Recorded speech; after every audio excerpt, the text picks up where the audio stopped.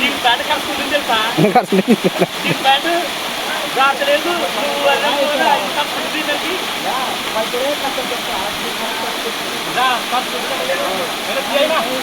ఈ లొకేషన్ ఉంది.